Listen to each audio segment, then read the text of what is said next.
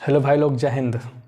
तो हम लोग कर रहे थे बिहार SSC GD का सेट प्रैक्टिस। आज होगा सेट नंबर आज होगा 13। ठीक है, 12 तक हम लोग कर लिए थे।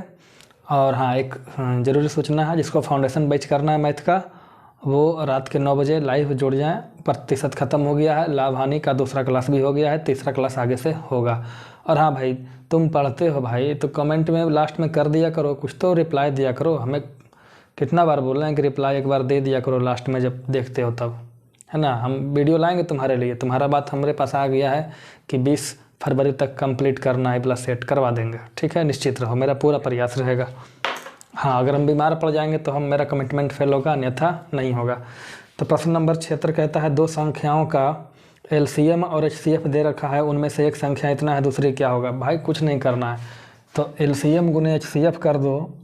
LCM 1920 है, गुने HCF कितना है 16, बराबर होता है पहली संख्या जो 128 है गुने दूसरी संख्या। बस यही है, तुम निकाल लेना, कोई बड़ी बात नहीं है। अगला कहता है, एक 10 सेंटीमीटर लंबी भुजाओं वाला एक समबाहु त्रिभुज है। समबाहु त्रिभुज है, तीनों भुजा आपस में बराबर है। ठीक है, यहाँ भी वही बनाए हैं। लंबाई कितना है 10, तीनों का हो गया 10। तो कहता है, कहाँ गया, हाँ, BC पर देखो एक भुजा D है। क्या किया ना, BC को 3 भाग में बांट दिया। BC को 3 भाग में बांट दिया। ये जो BC भुजा है ना, इसको बांट दिया 3 इक्वल भाग में। मान लेते हैं एक यहाँ है, एक यहाँ। ये तीनों क्या है, आपस में इक्वल है। तो ये भी 10/3 होगा, ये भी 10/3 होगा, और ये भी 10/3 होगा। और यहाँ से एक लाइन खींच दिया इस तरीके से, इसका नाम दे दिया है D। और यही पूछ दिया है कि AD बराबर क्या होगा। प्रश्न संख्या 42 है। ठीक है, तो अब सबसे पहले हम क्या करेंगे, A से लेके एक नीचे तक एक खींचेंगे। क्या खींचेंगे, तो खींचेंगे, इसको कह सकते हैं लंब खींचेंगे। लंब, अल्टीट्यूड, लंब खींचेंगे।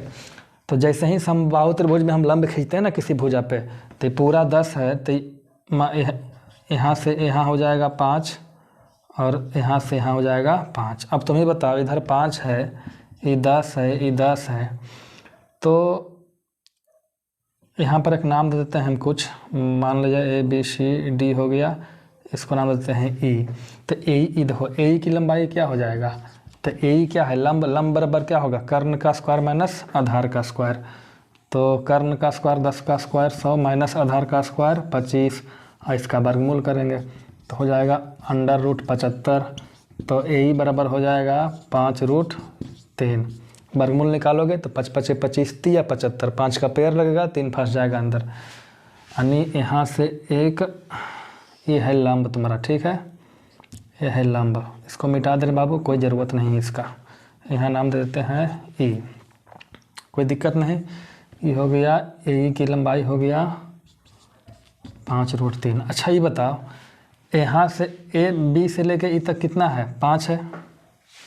हमें DE की लंबाई बताओ। तो D बराबर क्या हो जाएगा, पूरा BE में से घटा दो E वाला BD, तो क्या बचेगा, DE बचेगा। यहाँ से यहाँ 5 है BE, और BD की लंबाई 10/3 है। 5 तिया 15 में से 10 गया, 5/3। यानी DE की लंबाई E जो है ना, E 5/3 है। अब देखो, ई त्रिभुज देखो बन रहा है, समकोण त्रिभुज ADE। तो समकोण त्रिभुज ADE में तुम देखोगे, है ना, ये कर्ण है, ये लंब है, आधार है। तो हमको निकालना है AD। तो AD हो गया कर्ण, बराबर क्या होगा, लंब का स्क्वायर यानी 5√3 का स्क्वायर प्लस आधार 5/3 का स्क्वायर। कर लोगे तो वहीं जाएगा, इसको स्क्वायर करोगे। अब देखो AD है ना बाबू, तो वर्गमूल करोगे ना, नहीं तो इधर स्क्वायर करना पड़ेगा। इसका स्क्वायर करोगे तो हो जाएगा 75, प्लस इसका स्क्वायर करोगे 25/9। इसको गुना करके जोड़ोगे तो हो जाएगा 700/9 अंडर रूट। ठीक है, 700 को तोड़ोगे तो 10 गुने 10 गुने 7 बनेगा, और 9 हो जाएगा 3 गुने 3 अंडर रूट है बाबू। ठीक है, इसमें से 10 निकल जाएगा, अंडर रूट 7 रह जाएगा, एक 3 निकल जाएगा। तो ये हमारा हो गया किसकी लंबाई, AD की लंबाई। कहता है अगला प्रश्न नंबर 43, एक व्यक्ति ने 1500 रुपये के मूल्य के अनुसार उस पर 20% छूट प्राप्त करके खरीदी। देखो वस्तु का मूल्य था 1500 रुपया, इस पर छूट कितना लिया भैया, तो छूट ले लिया 20% का। तो जब 1500 का 20% निकालोगे तो 300 रुपया आएगा। तो 300 का डिस्काउंट लोगे तो कितना कीमत हो गया, 1200। कहता है उस व्यक्ति को कितने प्रतिशत अतिरिक्त छूट दी जाए ताकि वह वस्तु 1104 में खरीद सके। मतलब 1200 रुपये आया तो कहता है कि नहीं हमको चाहिए 1104 में। तो 1200 आया था, कितना छूट देंगे कि 1104 हो जाएगा। तो आप कहेंगे सर 96 का छूट देंगे। 96 का छूट कितना पे, 1200 पे, तो 100 पे कितना, बराबर 96। 8% का और वो छूट मांग रहा है कि भैया 8% का छूट दे दीजिए और 1104 में हमको वस्तु दे दीजिए। दिख रहा है, हाँ ठीक है। अगला प्रश्न 44 नंबर। एक कारखाने में 60% श्रमिक 30 वर्ष से अधिक आयु के हैं। मान लेते हैं कुल श्रमिक की संख्या 100 है कारखाना में, जिसमें से 2 कैटेगरी है, एक 30 प्लस वाले मतलब मजदूर, और बाकी क्या बचा 30 से कम उम्र वाले मजदूर। कहता है 60% जो मजदूर है ना वो 30 वर्ष से अधिक के है, यानी इसका 60% निकालेंगे तो 60 मजदूर ऐसे हैं 100 में से जिनका उम्र 30 से ज़्यादा है। तो बचा कितना, तो बचा हमारा 40 मजदूर ऐसे हैं जिनका उम्र 30 साल से कम है, कोई दिक्कत नहीं। कहता है और उनमें से 75% पुरुष हैं।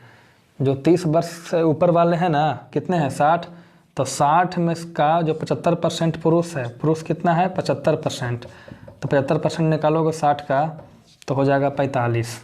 45 क्या है पुरुष, तो महिला कितनी बच गई 15। कोई दिक्कत, कोई दिक्कत नहीं।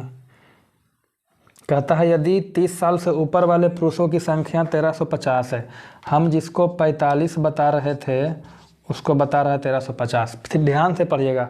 कहता है यदि 30 साल से अधिक उम्र के पुरुषों की संख्या, तो 30 साल से उम्र पुरुष की संख्या 45 और है कितना 1350। 45 यूनिट बराबर 1350, तो 1 यूनिट बराबर हो जाएगा 30। तो कहता है कंपनी में कुल कितने श्रमिक हैं, तो 1 यूनिट 30 आया, तो 100 यूनिट कितना हो जाएगा जी 3000, यानी कंपनी में कुल 3000 मजदूर।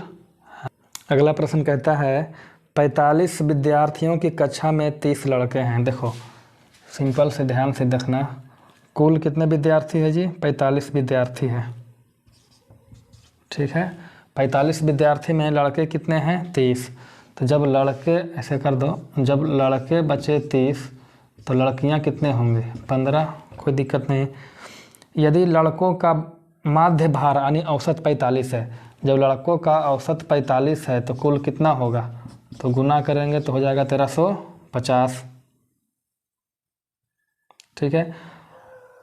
नहीं लड़कियों का 45 है, गलती, लड़कियों का 45 है, तो 45 इधर गुना हो जाएगा, है ना। गुना करोगे 15 पचे 75, 15 चौके 60, तो हो जाएगा कुल वजन 675 किलो। और लड़कों का जो वजन है औसत वो 52 है, 2 तिया 6 5 तिया 15, ठीक है।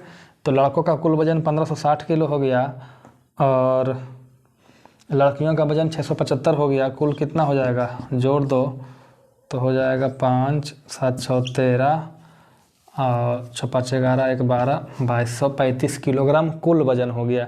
तो कहता है पूरे क्लास का औसत निकालिए।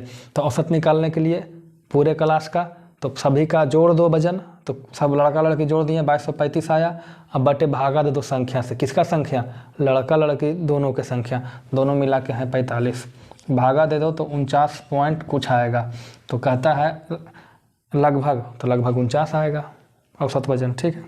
चलो प्रश्न संख्या है 46। कहता है यदि किसी धनराशि का 1/3 भाग 3% पे, 1/6 भाग 6% पे, देखो हम धनराशि मान लेंगे तो एक बार है 1/3 भाग और एक बार है 1/6 भाग, तो 6 तिया 18 हम मान लेते हैं। एक धनराशि है वो 18x का है, ठीक है। कहता है 1/3 भाग, तो 1/3 भाग जब इसका करोगे तो कितना आएगा 6x, इसको लगाया 3% पे ब्याज। फिर है 1/6 भाग, 1/6 भाग करोगे तो 3x का मूलधन बनेगा, इस पे लगाया 6% का रेट। फिर कहता है शेष, तो 18x में 6 3 9 हो गया तो कितना बचेगा 9, इसको लगाया 8% पे। और कहता है कुल ब्याज 600 रुपया, तो ब्याज बराबर क्या होगा मूलधन, समय 1 साल है बाबू, ध्यान रखिएगा 1 साल का ब्याज दे रखा है, तो मूलधन गुने समय गुने दर, समय तो 1 साल है, गुना मत नहीं करेंगे, बटे 100। ठीक है, सीधा ऐसे लिखेंगे 6 गुने 3% प्लस 3x गुने 6%, सीधा गुना करके लिखो यार, ये हो जाएगा 6 तिया 18x%, ये हो जाएगा 18x%, ये हो जाएगा 72x%। जब कुल जोड़ दोगे तो हो जाएगा 108x, अब परसेंट हटाएंगे तो बटे 100 बराबर कितना है 600, तो x बराबर हो जाएगा 600 गुने 100 बटे 108। 12 से काटोगे 12 25 60, 12 9 8 होतल से 5000 बटे 9 आया। ठीक है, ये 9 है, तो कहता है मूलधन बता, तो मूलधन कितना 18x, तो 18 और x का मान है 5000 बटे 9, 9 से काटो 9 दूनी 18, 5000 गुने 2 तो 10,000, मूलधन कितना था 10,000। कोई दिक्कत, कोई दिक्कत नहीं, आ जाओ। कहता है एक बैलगाड़ी द्वारा 80 किलोमीटर 10 घंटे में तय करना है। एक बैलगाड़ी है, उसने फिक्स कर लिया 80 किलोमीटर जाएंगे 10 घंटे के अंदर। यदि आधी दूरी, देखो कुल 80 किलोमीटर इसको जाना है 10 घंटे में, कितना देर में जाना है जी 10 घंटे में। कहता है आधी दूरी, तो कितना 40 किलोमीटर। आधी दूरी 3/5 समय में तय करती है। 3/5 समय मतलब, तो समय कितना था 10 घंटा, उसका 3/5 करेंगे तो 5 दूनी 10, 6 घंटे में 40 किलोमीटर की दूरी तय करती है 6 घंटे में। अब इसके पास शेष क्या बचा, 40 किलोमीटर तय करना है। अब 40 किलोमीटर तय करना है और अभी पास समय कितना है 10 घंटे में 6 घंटे हो चुका है, तो समय है 4 घंटे, ये हो चुका है, इसको करने हैं। तो कहता है शेष समय में यानी 4 घंटे में शेष दूरी 40 किलोमीटर तय करने में बैलगाड़ी की चाल क्या होगी, तो चाल बराबर क्या होता है दूरी बटे समय, तो करेंगे तो क्या हो जाएगा 10 किलोमीटर प्रति घंटा। आ जाओ प्रश्न संख्या 48 में हम इसमें से कॉमन लेते हैं, क्या लेते हैं 1/14, तो क्या बचेगा 3/5 है ना जी, 3 एकम 3, 14 25 70, यहाँ क्या बचेगा 1/3। यहाँ पर कॉमन लेते हैं 1/22, तो क्या बचेगा 1/3 प्लस 3/22 एकम 22, 22 3 66। ठीक है, यहाँ से कॉमन लेते हैं 1/10, तो क्या बचेगा 1/13 प्लस 1/17। अब देखो 1/14 गुने 3 तिया 9 और 5 14/15 हो जाएगा, ये प्लस है 1/22 है, गुना कितना हो जाएगा 39 हो जाएगा है ना जी, तो 13 और 9 ये हो जाएगा 22। इसी तरीके से यहाँ 1/10 हो जाएगा, गुने एलसीएम लेंगे 13 गुना 17, तो 13 गुना 17 होगा 13 7 91, 13 एकम 13, 1 2 2, ये हो जाएगा 221 और हो जाएगा जोड़ करके 30। कटेगा तो काट दो, 14 से 14 कट गया, मिटा देते हैं बाबू इसको, 22 से 22 कट गया और कुछ नहीं कटेगा, ये 0 से 0 कट गया। यहाँ क्या बच गया 1/15 प्लस इधर क्या बच गया 1/39 प्लस यहाँ क्या बच गया 3/221। ठीक है, देखो इन दोनों में कुछ कॉमन है, ले लो। तो क्या कॉमन है 1/3, तो 1/5 बच गया, 1/13 बच गया, ये कॉमन नहीं आता है, इसको रहने देंगे अलग से। यहाँ से 1/3 गुने इसको लोगे एलसीएम तो 13 5 65 हो जाएगा, ये 13 5 18 हो जाएगा, और ये प्लस में है 3/221। कोई दिक्कत नहीं, काटोगे तो 3 6 18 हो जाएगा, तो 6/65 हो गया प्लस 3/221 हो गया है ना। अब यहाँ से कॉमन ले लो 3/13 ले लो, तो यहाँ कितना बचेगा 2/5, देखो 3 दूनी 6, 13 5 65, 3 चला गया तो 1 बचा, 13 से 13 7 91, 13 एकम 13, 13 7 91 17 हो गया। अब यहाँ से 3/13 गुने इसको एलसीएम लोगे तो 85 हो जाएगा, आई पर में 17 दूनी 34 हो जाएगा, 17 आई 5 हो जाएगा, तो हो गया 3/13 गुने 34 और 5 39/85, 13 39, 3 9 और बटे क्या हो जाएगा 85। देखो बाबू, कहता है 5% दर से 3 वर्ष का साधारण ब्याज 1200 रुपया है। तो ब्याज 1200 रुपया, मूलधन P मान लेते हैं, समय गुने दर बटे 100। कोई दिक्कत है? इधर से काट दोगे 5 या 15 8 20 से, तो 80 बार में कट जाएगा, तो मूलधन बराबर हो जाएगा 8000। अब कहता है इसी मूलधन पर इसी दर से इतना ही समय में चक्रवृद्धि ब्याज क्या होगा। तो दर कितना है? तो दर है 5%। इसका मतलब होता है 1/20। इससे हम क्या करेंगे, पहला साल अगर मूलधन 20 है तो अगला साल 21 हो जाएगा, फिर अगला साल 20 से 21 हो जाएगा, फिर अगला साल 20 से 21 हो जाएगा। 3 साल का बात है तो 3 बार हमने कर लिया। अब गुना कर लेंगे तो ये हो जाएगा मूलधन हमारा 8000, ये हो जाएगा 9261। यानी 3 साल बाद हमारा मूलधन अगर 8000 है तो मिश्रधन हो जाएगा 1261। अब मूलधन है कितना? मूलधन है कितना? तो मूलधन रियल में 8000 है, तो ये हो गया मिश्रधन, ये हो गया मूलधन। घटा देंगे तो 1261, मिश्रधन में से मूलधन घटाएंगे तो बचेगा चक्रवृद्धि ब्याज। ठीक है, देखो हमने मूलधन 8000 लिया था और रियल में 8000 है, तो और आसान हो गया। प्रश्न संख्या 50 कहता है राजेश किसी वस्तु के अंकित मूल्य पर 25% छूट लेकर एक वस्तु खरीदता है। इस वस्तु को 660 रुपये में बेचने से उसे 10% का लाभ होता है। देखो राजेश ने क्या किया, 10% का लाभ लिया। 10% का मतलब होता है 1/10, मतलब कि क्रय मूल्य अगर 10 है तो एक बढ़ के बेचेगा कितना में, 11 में। अब बेच कितना में रहा है, तो बेच रहा है 660 में। ठीक है, तो 11 यूनिट 660, तो 1 यूनिट 60, तो क्रय मूल्य कितना हो जाएगा 10 यूनिट, तो 10 गुने 60 यानी 600 में। राजेश ने क्या किया था, इसको 600 में खरीद के 660 में बेच दिया था। अब 660 में जब खरीदा था ना तो 25% का छूट लिया था, तो 25% का छूट बराबर होता है 1/4, मतलब छूट मिलता है अंकित मूल्य पे।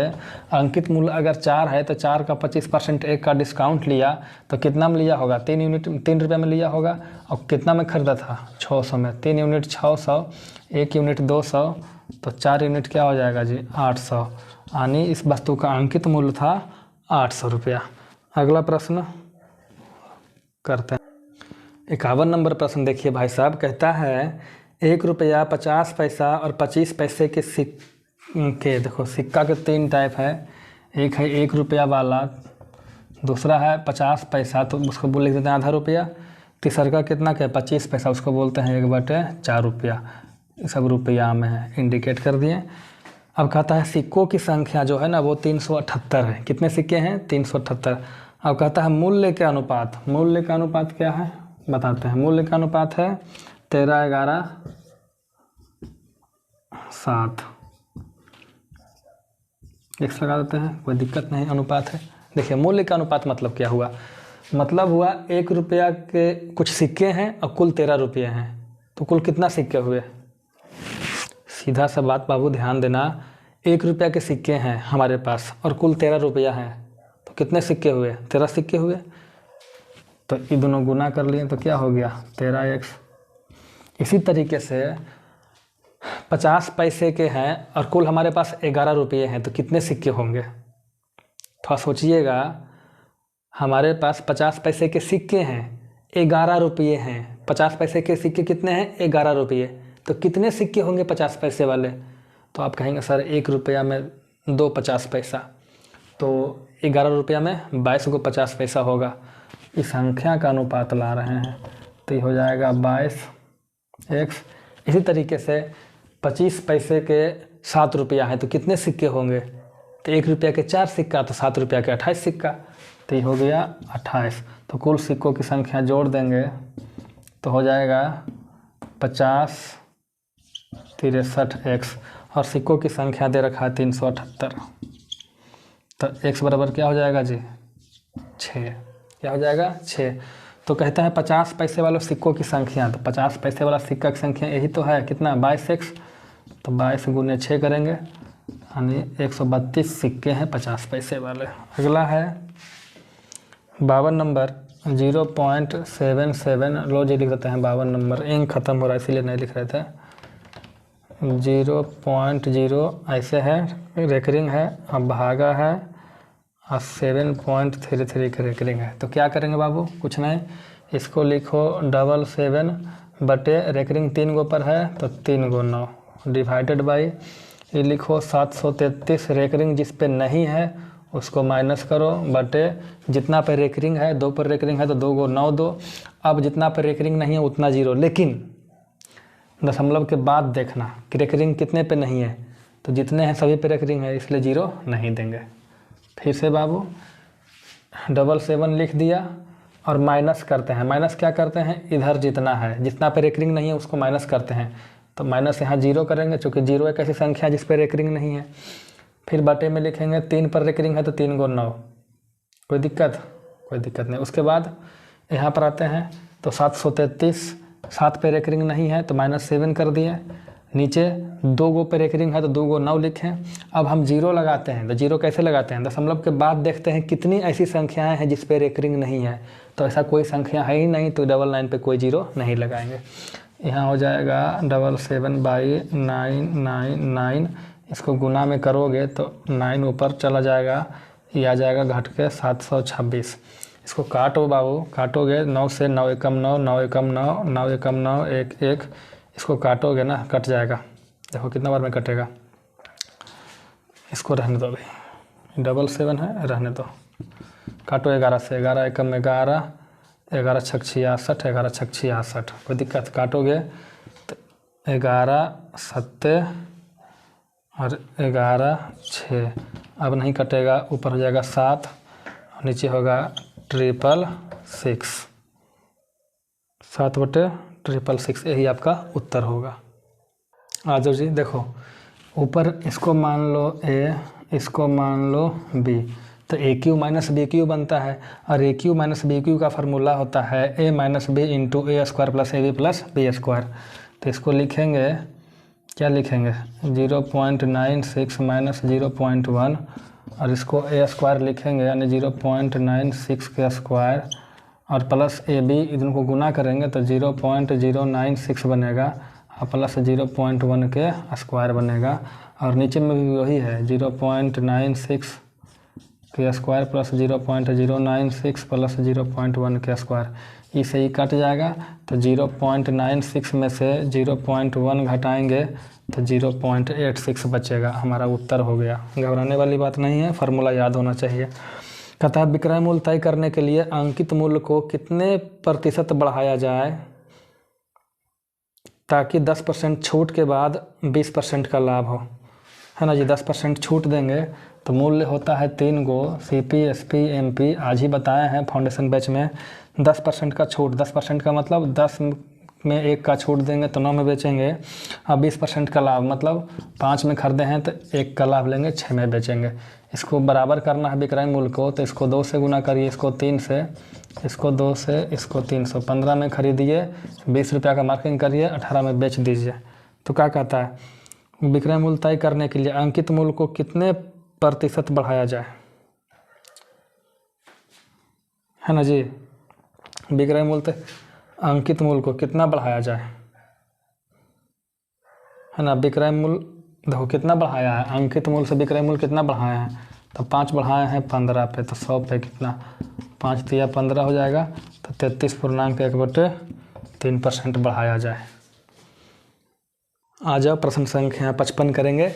कहता है त्रिभुज के भुजाओं का अनुपात है, 3 भुजा होता है ABC, उसका अनुपात दे रखा है 1/10, 1/8, 1/5। अब ऐसा अनुपात है भैया, तो आप क्या करिए ना, सिंपल सा बताते हैं, 10 8 5 का एलसीएम लीजिए, 40 होगा, सब में गुना कर दीजिए, सब में गुना कर दीजिए, तो ये कट जाएगा तो हो जाएगा 4, ये हो जाएगा 5, ये हो जाएगा 8। तो त्रिभुज के भुजा का अनुपात हो गया 4 5 और 8। इसका परिमाप दे रखा, तो परिमाप बराबर क्या होगा, अनुपात है तो x मान लेते हैं, तो परिमाप जोड़ देंगे तो 5 4 9 8 17 x हो गया परिमाप। और परिमाप है कितना 85, तो 17x बराबर 85, तो x बराबर क्या हो गया 5। तो सबसे बड़ी भुजा, तो सबसे बड़ी भुजा जाहिर सी है यही वाला है 8x, तो 8x का मान 5, तो सबसे बड़ी भुजा 40 सेंटीमीटर। कहता है किसी धनराशि को ABCD में बांट दें तो अनुपात 2 3 7 9 होगा। ABCD बांटेंगे तो 2 3 7 9 है, ठीक है। कहता है B और D को मिली राशि B प्लस D, तो जब B प्लस D करेंगे तो कितना मिलेगा जी 9 3 12 मिला। A और C के प्राप्त राशि से A और C को जोड़ के कितना मिलेगा 7 और 2 9। तो ये जो राशि है इससे ज़्यादा है, कितना ज़्यादा है तो 3 यूनिट ज़्यादा है। और कहता है 735 रुपया ज़्यादा है, तो 3 यूनिट 735, तो 1 यूनिट 3 दूनी 6 3 चौके 12 3 पचे 15, 1 यूनिट क्या हो जाएगा 245। तो कहता है ए तथा डी के हिस्सों में क्या अंतर है, ए और डी के हिस्सों में अंतर। तो देखो ए को मिला 2 और डी को मिला 9, तो अंतर कितना का है, तो अंतर है 7 का। तो 7 यूनिट निकालना, तो 7 गुने 245 कर दो, 7 पचे 35 के 5 बाकी 3, 4 7 28 और 3 31 बाकी 3, 7 दूना 14 3 1715 रुपया हो गया। 57 नंबर तो खुद कर लेना भाई, नहीं होगा तो बता देना, अलग से बना देंगे। कहता है पाइप ए एक भरी हुई टंकी को 32 घंटे में खाली कर सकता है और बी 40 घंटे में भर सकता है। देखो बाबू बड़ा मज़ेदार क्वेश्चन है। एक पाइप है ए जो खाली करता है 32 घंटे में, और एक भरने वाला पाइप है बी जो भरता है 40 घंटे में। तो टंकी की क्षमता मान लेते हैं, दोनों का एलसीएम लेंगे तो 160 हो जाएगा। ये घंटा में 5 खाली करेगा, ये घंटा में 4 भरेगा।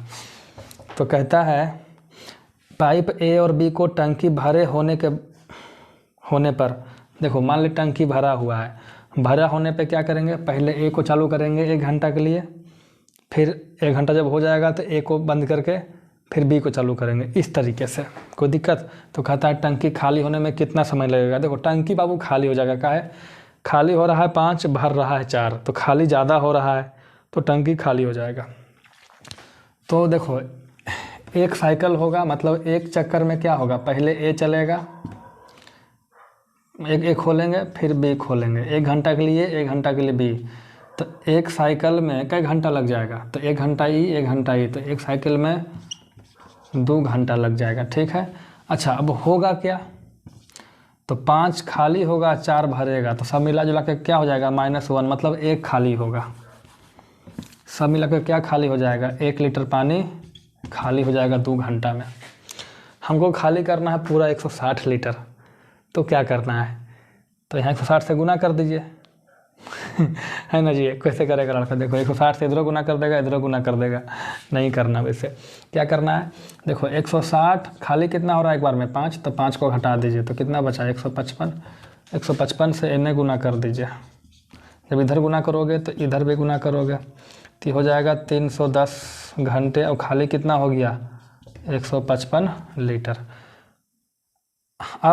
अब तोड़ के चलाएंगे। देखो एक साइकिल मतलब ए और बी दोनों आता है। उसके बाद ए को चलाएंगे 1 घंटे के लिए, कितना खाली कर देगा 5 खाली कर देगा, तो कुल कितना खाली हो गया 160 खाली हो गया। कितना घंटा लगा 311 घंटा। बी को चलाने का ज़रूरत पड़ा नहीं, चलाएंगे तो 4 फिर भर जाएगा। तो जब खाली हो ये गया, खाली करने का बात था, फिर बी क्यों चलाएंगे, हम नहीं चलाएंगे। इसीलिए 5 हम स्टॉक में रख लिए थे, 5 माइनस करके, ठीक है। दिक्कत होगा तो बताना, ऐसे हम अपना क्लास में ठीक से समझाएंगे जब फाउंडेशन होगा। तो कहता है पी क्यू से 30% अधिक कार्यकुशल है। देखो पी है क्यू है, कितना परसेंट 30% अधिक, तो 30% का मतलब होता है 3/10। पी क्यू से, तो क्यू की क्षमता अगर 10 है तो पी की क्षमता 3 अधिक होगा। और क्षमता यहाँ लिखते हैं, क्यू की क्षमता 10 तो पी की क्षमता 10 और 3 13 हो जाएगा। कोई दिक्कत? कहता है पी अकेले इस काम को 20 दिन में करेगा। पी अकेले 20 दिन में करेगा। तो बताओ भाई, 1 दिन में 13 काम करता है तो 20 दिन में कितना काम करेगा 260 काम, दोनों गुना हो जाएगा। तो कहता है इस काम को अकेले क्यू कितना दिन में करेगा, तो 260 काम को 10 काम पर डे करता है तो कई दिन लगाएगा, भागा देंगे तो कई दिन हो जाएगा 26 दिन हो जाएगा। आगे कोई बात नहीं। 27% छूट देने के बाद भी 17% लाभ प्राप्त करे तो उसका जो अंकित मूल्य है क्रय मूल्य से कितना अधिक होगा। तो सिंपल सी बात है, एक होता है क्रय मूल्य, एक होता है अंकित मूल्य। फार्मूला अगर अप्लाई करें, ये होता है 100 माइनस डिस्काउंट परसेंट, ये होता है 100 प्लस प्रॉफिट परसेंट। ठीक है, तो 100 डिस्काउंट कितना है 22, तो 100 में से 22 घटाएंगे तो हो जाएगा 78 अनुपात, इसको जोड़ेंगे तो हो जाएगा 117। तो कितना अधिक है बताओ तुम ही भाई। 17 में से 8 गया, कितना है 17 22 17 39 अधिक हो जाएगा कितना पे 78 पे, तो 100 पे कितना 39 दूना तो 50% अधिक होगा। कहीं कोई दिक्कत नहीं है। ठीक है, अगले वीडियो में मिलेंगे। जय हिंद, जय भारत।